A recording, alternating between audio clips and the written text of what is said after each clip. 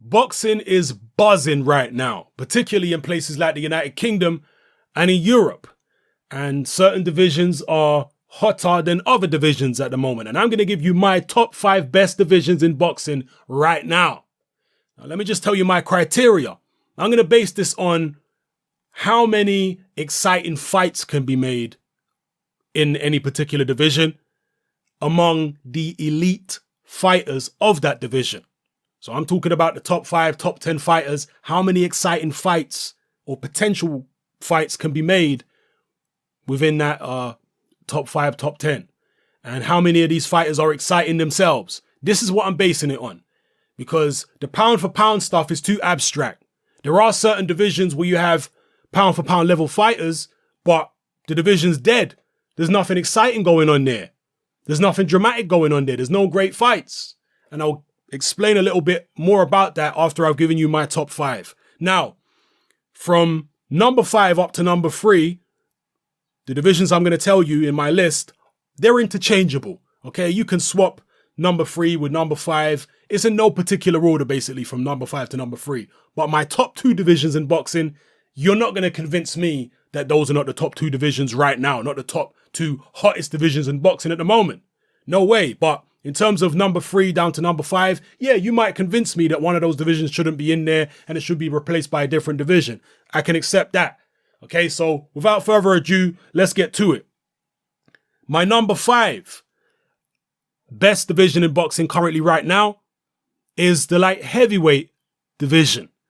Now, again, it's interchangeable. I might decide to take this out based on what some of you guys say in the comment section.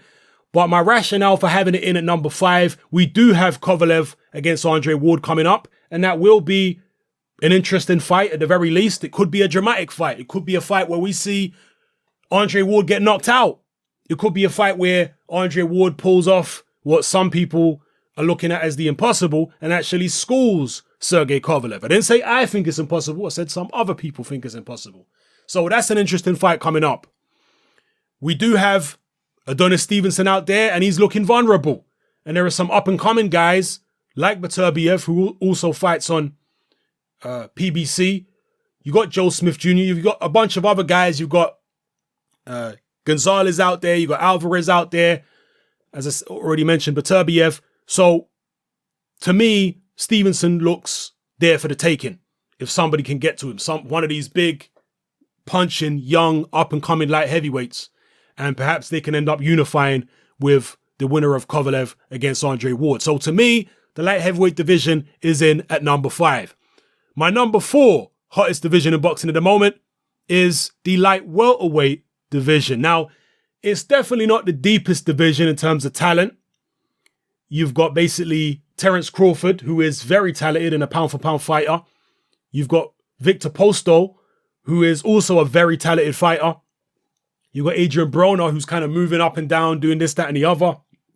Lucas Matisse is possibly coming back.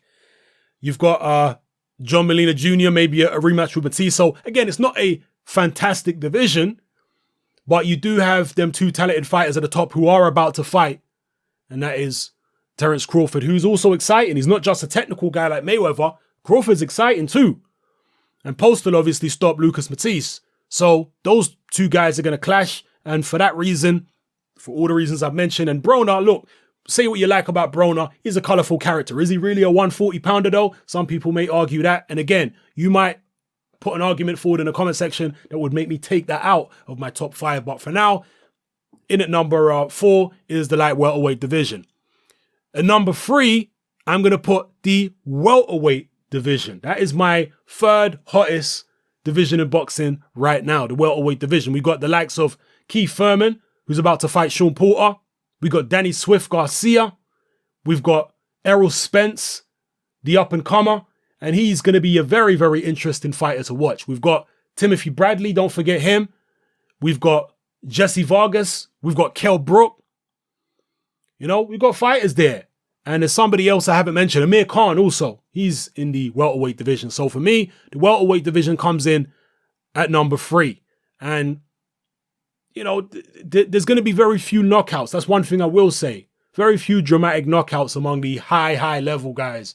I think, in the welterweight division. There's going to be a lot of fights going 12 rounds, and that's pretty much most high-level welterweight fights do go 12 rounds. There might be a knockdown here or there, a few dramatic moments, but generally speaking, when the top guys in the welterweight division fight each other, it usually goes the distance. So that's why the welterweight division, in my opinion, isn't in the top 2 hottest divisions in boxing right now. Anyway, let me talk about the top 2. The number 2 place for the, in my list, for the top 5 divisions in boxing at the moment, the number 2 spot is taken by the Cruiserweight Division. And not only is this my personal number 2 hottest division in boxing at the moment, but it's also, in my opinion, the most slept on division in boxing at the moment. There is so many exciting, quality fighters in the Cruiserweight Division, and so many great matchups to be made that look realistic for being made. You've obviously got Tony Bellew, who just knocked out Makabu for the vacant WBC Cruiserweight World title. You've got the likes of Marius Bridis, who's a very exciting up-and-coming cruiserweight. You've got Denis Lebedev, who's a very good champion. Marco Huck is on a comeback trail. You've got Alexander Usyk. You've got a whole heap. Trust me, there's loads of guys I'm not even mentioning at the moment. Kudryashov is on a comeback trail. He's a very massive, huge puncher, exciting fighter. There's that guy that Deontay Wilder was sparring. Forgive me for forgetting his name. He's a Russian cruiserweight. He's also very exciting. Another big puncher. Virtually all the top cruiserweights are big punchers. Virtually all of them have been in exciting fights. Glavatsky is another guy I didn't mention. Okay, he's been in tremendous fights. His fight with Marco Huck. The Cruiserweight division is the most value for money division in boxing at the moment. Okay, some people might say, why didn't you put it number 1, Hatman? Well, I'll get to that in a second when I tell you my number 1. So the Cruiserweight division is definitely the most slept on.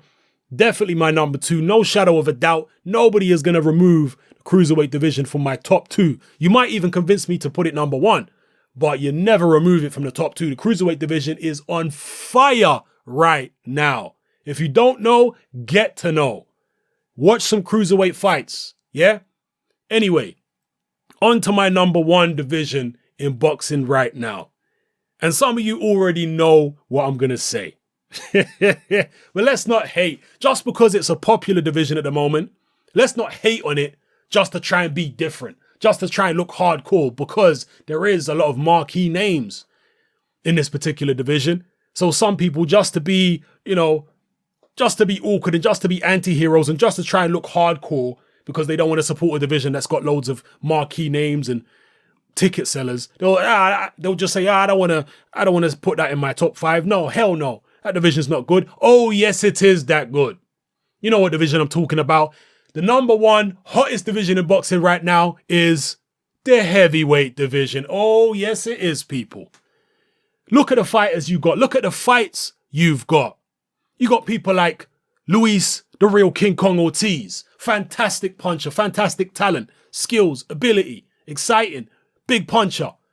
How can you hate on the real King Kong Ortiz? We want to see him in all the big fights against the other fighters. You got Tyson Fury, who is a tremendous talent, who is a very colorful character. He pulled off the impossible by beating Vladimir Klitschko, who's another guy, a very talented heavyweight. Yes, he's maybe coming to the end of his reign. We'll see if he can get revenge over Fury, but Vladimir Klitschko still is a tremendous puncher. He's a tremendous athlete. He's very skilled. He's very talented. And seeing him fight any of this young crop of heavyweights would be entertaining. Seeing him against Luis Ortiz, Joshua, Wilder, Tyson Fury, Joseph Parker. And I've just mentioned a lot of the other guys. We've also got David Haye out there. So we've got Huey Fury. I've already mentioned Parker and all these other guys. We have got an absolute ton of talent in the heavyweight division right now. It is extremely exciting. I'm mind blown and baffled as to how people can look at this heavyweight division and see it as anything other than the most exciting and hottest division in boxing right now.